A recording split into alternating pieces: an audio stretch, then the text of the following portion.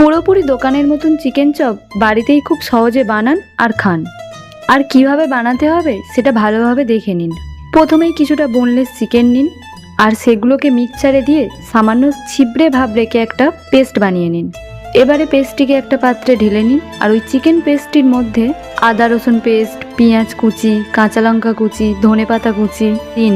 তারপর ওর মধ্যে কিছু বাড়িতে থাকা বেসিক মশলা অ্যাড করুন, যেমন পরিমাণ মতো নুন, অল্প চিনি, হলুদ গুঁড়ো, লঙ্কা গুঁড়ো, জিরে গুঁড়ো, ধনে গুঁড়ো, গোলমরিচ গুঁড়ো আর গরম মশলা। আর মশলাগুলোকে দেয়া হয়ে গেলে কিছুটা লেবুর রস অ্যাড করুন। এবারে সব কিছু খুব ভালোভাবে হাত দিয়ে মিশিয়ে নিন। এবারে ওর মধ্যে কিছুটা বিস্কুটের গুঁড়ো অ্যাড করুন আর এটাকেও ভালোভাবে মেশান। এটি এর মধ্যে বাইন্ডিংয়ের কাজ করবে। তারপর ভালোভাবে মেশানো হয়ে গেলে হাতের সাহায্যে আপনার পছন্দ মতন একটা শেপ দিন।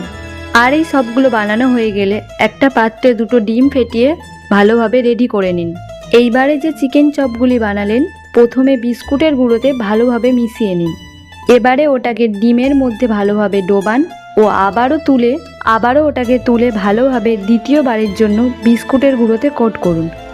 আর মনে রাখবেন, ঠিক এইভাবেই সমস্তগুলোকে রেডি করে নেবেন।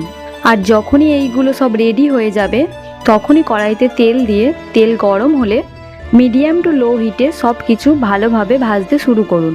আর হ্যাঁ, যদি আপনারা কোনো নতুন রেসিপি দেখতে চান বা আমাদের রান্না কোথাও বুঝতে অসুবিধা হয় তাহলে কমেন্ট করে জানান। আমরা কথা দিচ্ছি আপনাদের প্রতিটি কমেন্টের উত্তর দেব আর আপনাদের পছন্দের রেসিপি নিয়ে আসব। আর যখনই দেখবেন চিকেন চপগুলির গায়ে হালকা কালার চলে আসবে তখনই তুলে নিন।